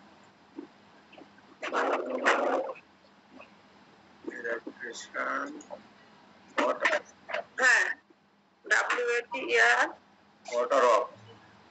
না ওয়াটার অফ না, নিচেটা ওয়াটার ব্রাশ, নিচেটা। এখানে আমরা দেখবো সরিনামটা আছে কিনা। আমরা তো টক ঢেকুরের মধ্যে দেখে আসি সরিনাম। Stomach irritation, sour, drink water after. তারপর এখন আমরা যদি দেখি ওয়াটার ব্রাশ, সেখানে আমরা সরিনামটা দেখি আছে কিনা আমাদের আংশিক ওষুধটা। তাহলে মিলে গেছে না? আবার জিজ্ঞেস করতে হবে এই ঢেকুরটা উপশম হয় কি হয় না, ঠিক আছে? এবং 10টা পৃষ্ঠা, যেহেতু 10টা পৃষ্ঠারে গুরুত্ব দিয়ে দেখতে হবে। তাহলে আমরা যদি মনে করেন যে রুগীকে বলেছিলাম প্রথমে, মনে আছে যে রুগীর খাদ্যের পছন্দ অপছন্দ, শুধু পছন্দ অপছন্দ আমরা ডিজায়ার অ্যাভারশন দিয়ে খুঁজবো, রুগী কি খায় সেটা না। আমাদের স্টোমাক ডিজায়ার দিয়ে খুঁজবো পছন্দের খাবারগুলো, আর অ্যাভারশন দিয়ে খুঁজবো অপছন্দের খাবারগুলো। আর হচ্ছে রুগীর যে কেন খাচ্ছে না এই খাবারগুলো, বা পছন্দের খাবারগুলো কেন খাচ্ছে না, এই অ্যাগ্রাভেশন আমরা জেনারেটিসে যে তখন ফুড দিয়ে খুঁজে নেবো অ্যাগ্রাভেশন। বা আমার যে কোনো সমস্যা গরম দুধটা খেলে আমি আরাম পাই না, তখন আমরা কি খুঁজবো? ফুড, মিল্ক দিয়েছেন, জেনারেটিস ফুড, মিল্ক, হ্যাঁ মিল্কে ঢুকে এখানে খুঁজবো আমরা অ্যাগ্রাভেশন, ইমেল, অ্যাগ্রাভেশন। এখন এখানে গরম দুধটা খুঁজবো। গরম তো নাই। আচ্ছা স্যার, অ্যাগ্রাভেশনের মধ্যে হট আছে। আচ্ছা sir, milk aggravation, warm aggravation আছে, দেখেন ওয়ার্ম, মিল্কের ভিতরে দেখেন ওয়ার্ম, ওয়ার্ম মিল্কের ভিতরে ওয়ার্ম আছে কিনা একটু দেখেন। হট আছে না, মিল্কের ভিতরে ওয়ার্মটা নাই, আছে অ্যাগ্রাভেশন ওয়ার্ম হয়েছে। মিল্ক অ্যামরাগেশিয়া। এবার দেখেন অ্যামিলেশন দেন, চেলোডিনিয়াম পাবেন, অ্যামিলেশন দেন। গরম দুধে উপশম, এমএল যান এখানে অ্যামিলেশন পাবেন স্যার, চেলোডিয়াম, ঠিক আছে। তাহলে সুন্দর আমরা খুঁজে নেব ইনশাআল্লাহ। আজকে আমরা আপনাদেরকে সুন্দরভাবে প্রেজেন্টেশন দিয়ে দেখিয়েছেন আমাদের আব্দুল মান্নান স্যার। স্যার অনেক ধৈর্য সহকারে কাজটা করেছেন, কিছু নার্ভাস করেছিলেন হয়তো, তখন স্যারকে কোনো কথাই শোনা যায় না ম্যাম। আমাদের ডিজিটাল স্যার বুঝিয়ে নিতে হবে। ম্যাডাম তো এখন ক্লিয়ার, আপনার নেটওয়ার্ক প্রবলেম ম্যাডাম। স্যার আজকে যারা বলছে এটা কিছুটা বোঝা যাচ্ছে, তো অন্য সময় স্যার এটা আস্তে কথা বলে আমি অনেক কষ্ট ভালো বুঝতে। আমার সাউন্ড ঠিক আছে তো? হ্যাঁ এখন এতক্ষণ ঠিক ছিল, আমি ল্যাপটপে বসলে ঠিক থাকে না। আমি সেই জন্য আমার মোবাইলে আমার কষ্ট হলেও, মোবাইলে হয় কি আমার হেডফোন নিলে ঠিক থাকে না, আমি হাতে ধরে এক হাতে বই ঘাটি আর এক হাতে মোবাইল ধরে যাচ্ছি। ওই যে আমাদের টিএম স্যার যে বলে ব্যাংক ভেঞ্চার, আমার হাতের লেখা ভালো না।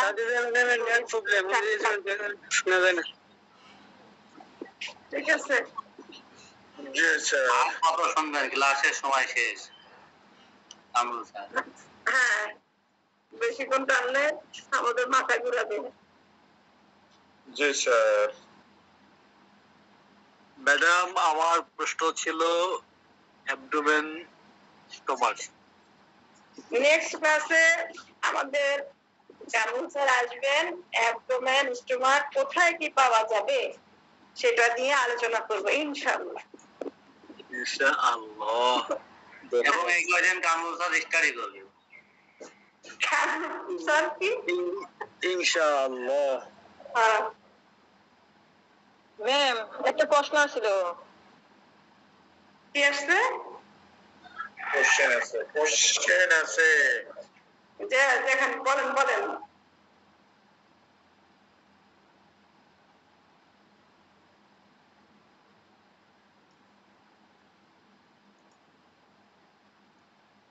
কথা বোঝা যায় না, বলতেছি যে গরুর মাংসতে অ্যালার্জি, ওই রুব্রিকটা একটু যদি বাইর করে দিতেন ma'am. Meat aggravation, generalities meat aggravation.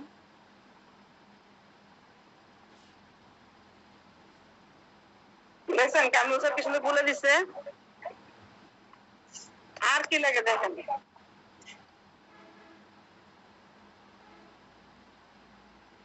Ma'am এটা তো অ্যালার্জি, এই জন্য বলছিলাম অ্যালার্জি বৃদ্ধি পায়, অন্য সমস্যা হয় না, শুধু কেবল অ্যালার্জি বৃদ্ধি পায় মাংসেতে।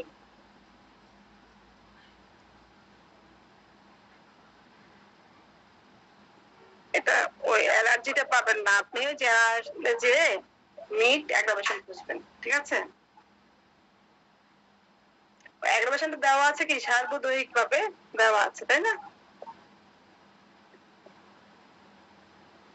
তবে এই লেখা আছে চুলকানির বৃত্তি। হ্যাঁ, আমাদের দেখেন কি বলেন। না, আমি বলছি এই রুব্রিক নিয়ে সারা জীবন যদি ওষুধ খাওয়াতে থাকেন কাজ হবে না। কারণ কি, এটা আপনার হেল্প করতে পারে, বিকজ আপনার অ্যালার্জি হচ্ছে একটা কনস্টিটিউশন, ঠিক আছে? কনস্টিটিউশন একটা রোগ। অ্যালার্জি কি? অ্যালার্জি বলতে আমরা বুঝি যে বিশেষ সংবেদনশীলতা, ঠিক আছে? বিশেষ সংবেদনশীলতা, তো সেটা যে কোনো কিছুতে হতে পারে। একজন ব্যক্তি বৃষ্টি হচ্ছে, বৃষ্টিতে তো অ্যালার্জি থাকতে পারে, কারো রোদে অ্যালার্জি থাকতে পারে, কারো মিটে থাকতে পারে, কারো গরু গোশতে থাকতে পারে। এগুলো সব কিন্তু ওই ব্যক্তির কনস্টিটিউশন। বরং আপনি এই মিট অ্যাগ্রাভেশনে দেখে মনে করেন যে সালফার পাইলেন, হ্যাঁ, আপনি বা ডলিকস পাইলেন, ঠিক আছে, আপনি দিলেন, দিলে প্রথমবার একটু ভালোই লাগলো, হলো, পরের বার আবার দিলেন, আপনি 1M দিলেন বা 10M দিলেন, ঠিক আছে, কিছু অ্যাগ্রাভেশন হলো বা অ্যাগ্রাভেশনের সম্ভাবনা বেশি বা সাপ্রেশন হয়ে গেল। আসলে তার কনস্টিটিউশনাল ট্রিটমেন্ট কিন্তু হলো না, এটা তার লাভের থেকে ক্ষতি হলো বেশি। আমি কি বোঝাতে পারলাম ম্যাডাম? যে ম্যাডাম প্রশ্ন করে, তো এই জন্য, জি কাপুল স্যার বলেন। আমি বুঝতে পেরেছি sir, G sir, carry on sir. কি বুঝতে পেরেছেন সেটা একটু বলেন কাইন্ডলি। যে খাদ্যের প্রতি তার অ্যালার্জি, এটা হচ্ছে তার পেশেন্টের কনস্টিটিউশনাল ক্যারেক্টার। হ্যাঁ, এটা মেইন একটা ক্যারেক্টার, একটা মেইন কোর জায়গা, কোর। জি, এটা দিয়ে তার পার্শিয়াল এমুলেশন হবে, কিন্তু কাজে আসবে না কমপ্লিট। কাজে আসবে না। Good, very good. আমাদের হাত তুলেছেন আমাদের মিথুন স্যার, দার্শনিক মিথুন স্যার। জি মিথুন স্যার। জি, ধন্যবাদ স্যার। গ্রুপের উপস্থিত সকল স্যার এবং ম্যামগণ, আপনাদের সকলের প্রতি রইল আদাব এবং নমস্কার। এবং আমাদের শ্রদ্ধেয় ডাক্তার বিলকিস আক্তার শিউলি ম্যাম, তেনার অসাধারণ উপস্থাপন এবং তার সঙ্গে সংযোজন এবং উপস্থাপন করলেন আমাদের আব্দুল মান্নান স্যার, স্যারের প্রতি কৃতজ্ঞতা। সবশেষে এক ম্যাম যে প্রশ্নটা করলেন, গরুর মাংসে অ্যালার্জি, মেটেরিয়া মেডিকায় কিছু ঔষধ করতে গেলে আমরা কিছু ঔষধ বেশ ঔষধের কিছু লক্ষণের মধ্যে পেতে পারি। চিংড়ি মাছে অ্যালার্জি, গরুর মাংসে অ্যালার্জি, ওই বিষয়টাকে নিয়ে খুব সুন্দর একটা কথা বলেছেন আমাদের বিশেষ সংবেদনশীল। এটাই আসলে একটা কনস্টিটিউশন, এটাকে বলা হচ্ছে ইডিওসিনক্রেসি ধাতুর ব্যক্তি, বিশেষ ধাতু প্রবণতা যুক্ত ব্যক্তি। যে কোনো কিছুতে অ্যালার্জি হতে পারে, যে কোনো মাংসে অ্যালার্জি হতে পারে, যে কোনো কিছুতে ডাস্ট অ্যালার্জি হতে পারে, মাংসে অ্যালার্জি হতে পারে, চিংড়িতে অ্যালার্জি হতে পারে, শেষ নেই। এবং এই রোগীগুলো প্রচন্ড সেনসিটিভ এবং অনুভূতি প্রবণ হয়, তাদের অনুভূতি শক্তিটা খুব প্রখর এবং টলারেন্স লেভেলটা খুব একেবারেই নিম্ন পর্যায়ের। এই কারণেই তাদের মধ্যে স্থরিক মায়াজমের প্রভাবটা সব থেকে বেশি থাকে। আমরা জানি ছোড়া মাত্রই চুলকাচুলকি। তো এরা হচ্ছে ইডিওসিনক্রেসি ধাতুর ব্যক্তি। এদেরকে সংশোধন করার নিমিত্তে খুব সূক্ষ্ম মস্তিষ্ক, সূক্ষ্ম বিবেচনা দ্বারা কনস্টিটিউশনাল রেমেডি সিলেকশন ব্যতীত এদেরকে পরিপূর্ণ আরোগ্য করা আদৌ সম্ভব না, এবং মানে খুব কষ্টসাধ্যও বটে, কারণ এরা খুব সেনসিটিভ। এইসব রোগীকে কনস্টিটিউশনাল রেমেডি ডোজ পোটেন্সি যদি অ্যাকুরেট না হয়, তাহলে হিউজ পরিমাণে অ্যাগ্রাভেশন হয়, যেটা রোগী নিতে পারে না। এই কারণেই এদেরকে বিশেষ অনুভূতি প্রবণতা যুক্ত বা ইডিওসিনক্রেসি ধাতুর ব্যক্তি বলা হয়েছে। তাই এসব ব্যক্তিকে বিচক্ষণতার দ্বারা কনস্টিটিউশনাল রেমেডি সিলেকশন করে সকল প্রকার নিয়ম মেনে লেভেল অফ হেলথ কে বুঝে সেকেন্ড প্রেসক্রিপশনকে যথাযথ ব্যবহার করে কেবল এদেরকে দীর্ঘদিনের চিকিৎসা আরোগ্য করা সম্ভব। তা না হলে মুষ্টিযোগ হিসেবে এই যে কিছু ঔষধ আছে, এই ঔষধটাতে আছে হচ্ছে আপনার গরুর মাংস খেলে বৃদ্ধি। এই ঔষধ আপনি দিবেন, প্রথম প্রথম প্যালিয়েশন হবে, আবার রোগী আসবে, স্যার যে কথা বললেন, আবার প্যালিয়েশন হবে, হতে হতে এক পর্যায়ে সে নিতে পারবে না, সাপ্রেশন হবে, তখন রোগীর হিতে বিপরীত হবে, বা যে ঔষধ আপনি বারবার চার্জ করতেছেন রোগীর দেহে সেটার প্রুভিং সিমটম শুরু হয়ে যাবে। এতে খুব ভয়াবহতা তৈরি হবে। অ্যালোপ্যাথিতে অ্যান্টি অ্যালার্জেটিক মেডিসিন আমরা সাধারণত যেটা জানি হিস্টামিন গ্রুপের, এটা দিলে নির্দিষ্ট একটা মেয়াদ পর্যন্ত সাপ্রেসড হয় এবং এই সাপ্রেসডকে কাটা যায়, কর্তন করা যায়, ভ্যানিশ করে দেওয়া যায়। কিন্তু হোমিওপ্যাথি সফটওয়্যার একবার ইনস্টল হলে এটাকে আনইনস্টলের কথা স্বয়ং হ্যানিম্যানও কিন্তু ঘাবড়াই গেছিলেন এবং বলছেন যে অপেক্ষা ছাড়া আমরা যদিও বা জানি এখন বর্তমান সময়ে অনেকে ব্যবহার করি, কোন ঔষধ খায় আসছে নাক্সবম দিয়ে দেন, অমুক খায় আসছে এটা দিয়ে দেন, ক্যাম্ফর দিয়ে দেন, সালফার দিয়ে দেন। আসলে আদতেও এটাতে কতটা কি হয় এটা বলা বাহুল্য ব্যাপার, কারণ হ্যানিম্যান তার দীর্ঘ জীবনে এবং বড় বড় যেসব ডাক্তারগণ ছিলেন এরা প্রুভিং করেছেন, পরীক্ষা করেছেন, দেখেছেন এইসব রোগীর ক্ষেত্রে আসলে বিচক্ষণতার সাথে কনস্টিটিউশনাল ট্রিটমেন্ট ব্যতীত আদৌ তাদের পরিপূর্ণ আরোগ্য করা সম্ভব নয়। ধন্যবাদ শ্রদ্ধেয় তালাত জর্দা স্যার। অনেক সুন্দর বলেছেন মিথুন টেকেদার স্যার, অনেক সুন্দর বলেছেন, গুরুত্বপূর্ণ কথা যে আমাদের যে আমরা প্যালিয়েশনের ফল এক যদি শুরু হয়ে যায় সেই ফলের আর শেষ হবে না গাছের ফল, প্যালিয়েশনের ফল। হ্যাঁ, প্যালিয়েশন একবার দুইবার দিতে পারে, কিন্তু অতিরিক্ত হয়ে গেলে তখন কি হয়ে যাবে, ওই রোগী ওই ওই ওষুধের রোগী হয়ে যাবে, ওই ওষুধের কি হবে, দুবার হয়ে যাবে।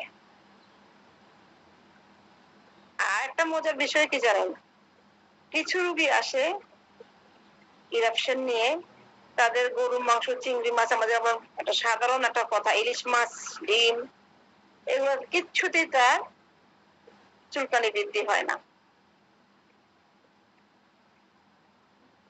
কোনো খাবার খেলে তার চুলকানি বৃদ্ধি হয় না, বরঞ্চ ওয়েদার তাকে অ্যাটাক করে, তার বৃদ্ধি হয় ঠান্ডা পানিতে ভিজলে, বৃষ্টিতে ভিজলে, ওয়েদার বা ডাস্টে গেলে, ঘাম, প্রচুর ঘাম হয়ে গেলে, ঠিক আছে। আমরা কিন্তু যে একটা সাধারণ কথা না যে চুলকানি হয়েছে মানে গরু মাংস, ইলিশ মাছ, চিংড়ি মাছ, কচুর শাক, লতি সব বন্ধ, এই ঢালাভাবে কথাও কিন্তু বলা যাবে না। আর ওই যে প্যালিয়েশন সবসময় করা যাবে না, দুই একবার একদম রোগী অবস্থা খারাপ, এখন দিতে হচ্ছে আপনার কাছে আসছে, প্যালিয়েশন বা সাপ্রেশন করলেন একবার দুইবার, সবসময় না, ওটার একটা লিমিট থাকতে হবে। আমার কাছে রোগী আসছে ডায়রিয়া, রোগীর ডায়রিয়া নিয়ে কি খেলো টেলো শুনলাম, শুনে হয়তো আমি চায়না বা কারো বেশ দিয়ে দিলাম,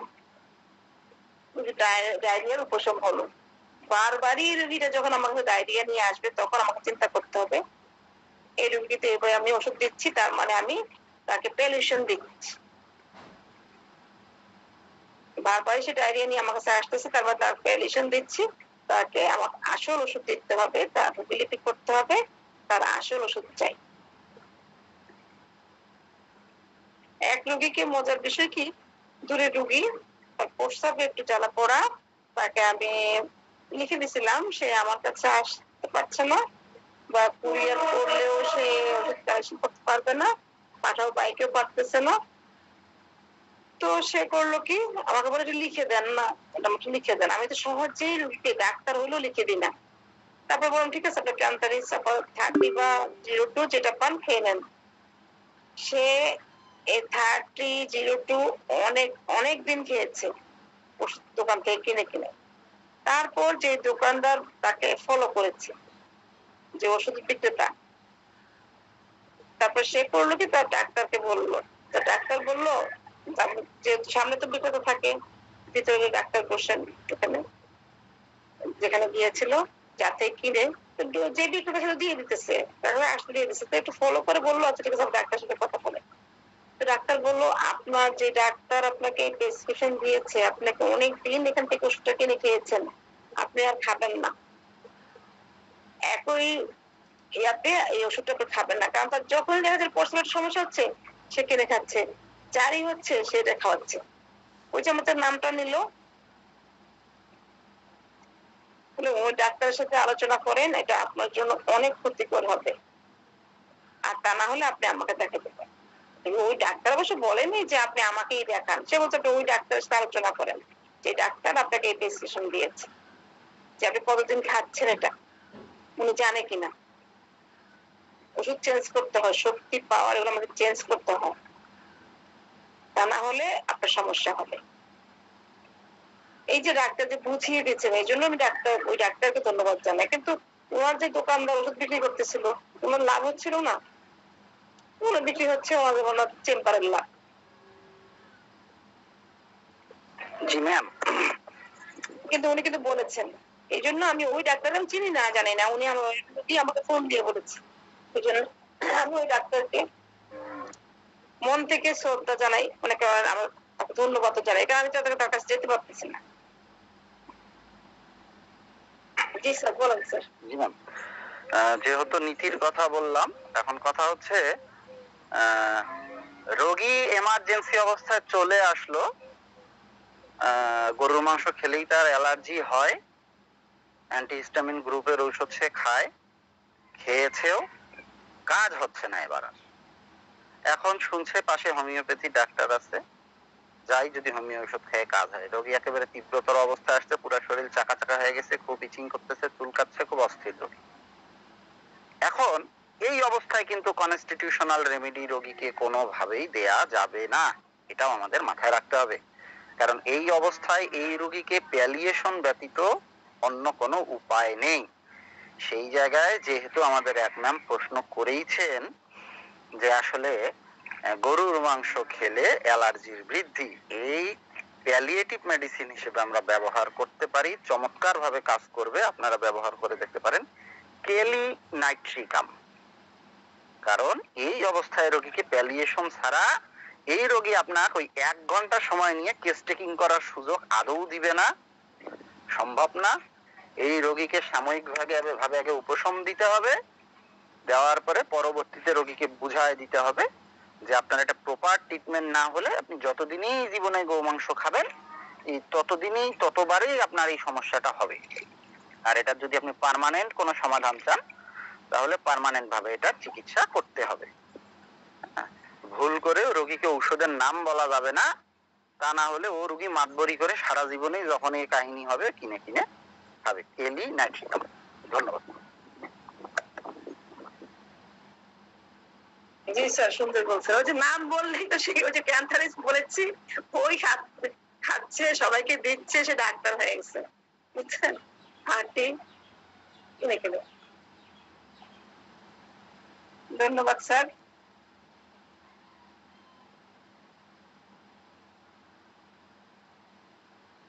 থ্যাংক ইউ ম্যাডাম। মিথুন স্যারকে অসংখ্য ধন্যবাদ।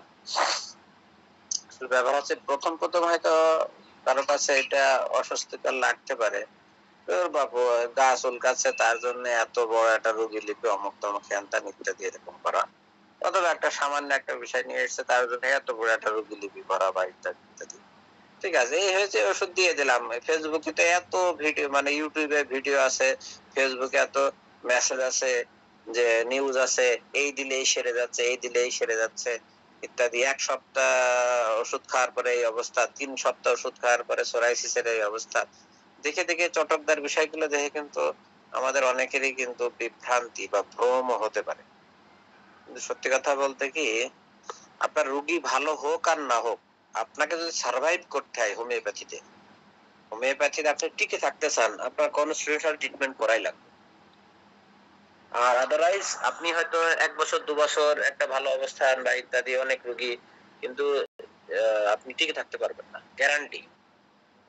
হোমিওতে টিকে থাকতে হলে আপনি সব রোগী কনস্টিটিউট না করলেও মোর দ্যান 50-60-70% আপনার কনস্টিটিউশন চিন্তা করাই লাগবে। তা না হলে আপনি অ্যাকুইট ছাড়া ক্রনিকেও কিছু কিছু আপনার সময় স্বল্পতিতে করতে পারেন, কিন্তু আপনি এটা যে আপনি ইগনোর করতে থাকেন, এই যে আমি আমাদের মুরব্বী আবুল কাশেম স্যারের কাছে দেখছি, ও আপনার যাই হোক স্যার 3-4 ঘন্টা ধরে আপনার রোগীলিপি করবি, তাতে আপনি ওষুধ নেন না নেন না নেন, কথা ক্লিয়ার। তো সুতরাং আমাদের এই জায়গাটা, আমাদের যারা সিনিয়র আছে মুরব্বী, তাদেরকে শেখার ব্যাপার আছে, ঠিক আছে। আপনি আমাদের মহসিন স্যার আছে, আমাদের সিনিয়র, আমাদের মিথুন স্যার, আমার যতটুকু জানি উনি রোগীলিপি ছাড়া কাউকে ওষুধ দেন না কখনো, ঠিক আছে। আমরাও চেষ্টা করি সেটা, রোগীলিপি ছাড়া আসলে কাউকে ওষুধ দেওয়া উচিত না, হ্যাঁ। এবং রোগীকে কিন্তু কনভিন্স করতে হবে, বুঝাতে হবে। তারপরে তার কি রোগটা হয়েছে, এই যে আর্টিকেরিয়ার যে বিষয়টা, আর্টিকেরিয়া তাকে যদি সুন্দর করে বুঝাই দিতে পারেন, ভাই আপনি এই মুহূর্তে একটা অ্যালাট্রল খেলেন, হিস্টাসিন খেলেন, আপনার কমলো, ইয়ে হলো, তা হলো, কিন্তু এটা তো ইন দি লং রান, এটা তো আপনার কন্টিনিউ করবে না। সেদিন আমাদের এখানে একটা বাচ্চা ছেলে তাই ইরাপশন হয়েছে, তো ইরাপশনে আমি তাকে বোঝালাম, কিন্তু তার বাবা মা তাকে সবকিছু বোঝালাম প্রায় 1 ঘন্টা ধরে। তার ওষুধ আসলো ক্যালকেরিয়া কাপ দিয়েছি, কিছুটা অ্যাগ্রাভেশন হয়েছে, তখন বলছে ভাই ওষুধ খেতে বেড়ে গেছে। আমি তো আগেই বলছিলাম যে ওষুধ খেতে আপনার বাড়বে, ওষুধটা অফ করে দেন আস্তে আস্তে আস্তে আস্তে। এবং ওই তার বাবার শ্বাসকষ্ট আছে, তারও শ্বাসকষ্ট, মাঝে মধ্যে ঠান্ডার ইয়ে প্রবলেম বা ইত্যাদি এগুলো হয়। আমি বললাম যে ইন দি লং রান আপনারা এটা যদি না করতে থাকেন, এই প্রবলেমে আপনার যেমন সমস্যা, ছেলের একই সমস্যা হবে। তারপরেও কিন্তু তার অ্যালোপ্যাথিকের কাজ দিয়েছে, তাদের হাতে মলম দিয়েছে, হয়তো গ্রাইসোবিন বা অন্যান্য কিছু মেডিসিন দিয়েছে, বা অ্যান্টিবায়োটিক দিতে পারে, অ্যান্টিহিস্টামিন দিয়েছে, এখন যে ভালো আছে, খুব ভালো সাইকেল চালিয়ে বেড়াচ্ছে। এই রোগী 3 বছর পরে হলেও আপনার কাছে আসবে, নিশ্চিত থাকেন আপনি। যখন তার শীতকালে হঠাৎ করে শ্বাসকষ্ট দেখা দেবে বা ওষুধ খেয়ে কাজ হচ্ছে না, তখন কিন্তু আসবে। এই জন্য আমরা রোগী কম বেশি এই চিন্তাটা না করে, আসলে সমৃদ্ধ দেয়ার মালিক তো উপর আল্লাহ তাআলা, তাই না? এইদিকে আমরা তাওয়াক্কুল করি, করে আপনি কনস্টিটিউশনাল ট্রিটমেন্টই দিতে থাকেন, তাতে আপনার রোগী কম হোক।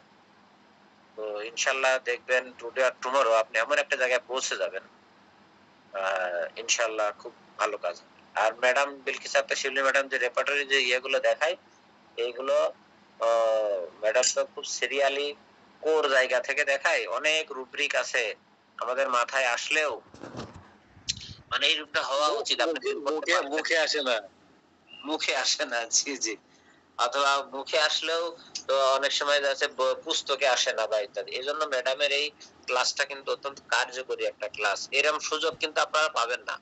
আমি একটা উদাহরণ দিই তাহলে সহজ হবে। আমি আজ থেকে 6-7 বছর আগেকার কথা বলতেছি, ঠিক আছে। একটা রুব্রিক জানার জন্য 4-5 জনকে ফোন দিয়েছি, কিন্তু সেই রুব্রিকটা তাও ক্লিয়ার করতে পারিনি। অথচ আপনারা দেখেন গ্রুপে একটা হঠাৎ করে রান্না করতে কোশ্চেন করে দিচ্ছেন, সেই রুব্রিকের উত্তর চলে আসছে। কেউ দেখা বাথরুমে ঢোকার আগে কোশ্চেন করে যাচ্ছেন, উত্তরও শুনছেন না, বাথরুমে ঢুকে পড়ছেন, কিন্তু সেই ইয়েটা পেয়ে যাচ্ছেন, উত্তরটা পেয়ে যাচ্ছেন। এটা অনেক বড় একটা অপরচুনিটি।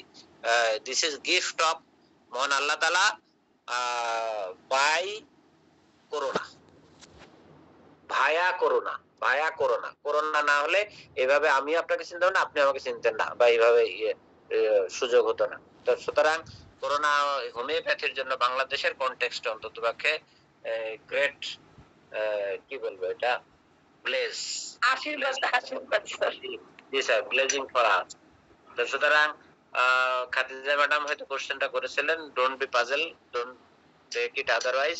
আমরা মূলত চেষ্টা করছি, অনেক সময় হয়তো আমরাও পারি না, কিন্তু অন্তত আমাদের ডেলিভারিটা তো অন্তত কনস্টিটিউশনাল হওয়া উচিত। এই জন্যই মানে বলা, ওই অ্যালার্জি তার তো তারা কনস্টিটিউশন, তাই না? এইটা তো আপনি সাময়িক ভাবে ইয়ে করে বা ইত্যাদি, এটা সম্ভব না। তার ট্রিটমেন্ট কনস্টিটিউশন হওয়া লাগবে, এবং এটা ট্রিটমেন্টটা মোর দেন 2 বছর, 3 বছর, 4 বছর লাগতে পারে, অথবা কিছুদিন খাওয়ার পরে সেরে গেল, এই রোগী আবার 1 বছর পরে আপনার কাছে আসবে, নিশ্চিত থাকেন আপনি 2 বছর পরে আসবে। আপনারা বিভিন্ন কেস রোগী লিখতে দেখে থাকেন, সেকেন্ড প্রেসক্রিপশনের বিভিন্ন লম্বা লম্বা বড় বড় ডাক্তারদের প্রেসক্রিপশন আছে, আমি খেয়াল করছি 10 বছর পর্যন্ত কন্টিনিউ করছে একটা রোগী, 10 ইয়ার্স, ঠিক আছে। ওষুধ খাইছে, কন্টিনিউ এভাবে করতে করতে করতে করতে 10 বছর পর্যন্ত তার উনি রোগীলিপি লিখে রাখছে, অমুক তারিখে এই দিয়েছিলাম, অমুক তারিখে এই দিয়েছিলাম, পরে লাস্টে 1995 সালে থেকে এই মেডিসিন দিয়েছিলাম, পরে হিসাব করে দেখা হলো 10 বছর ধরে ওই পেশেন্ট ওষুধ খাইছে। তো সুতরাং এই পেশেন্ট ওষুধ খেয়ে কি খারাপ আছে? না, ভালো আছে। আপনি খেয়াল করেন, আমরা যারা হোমিওপ্যাথি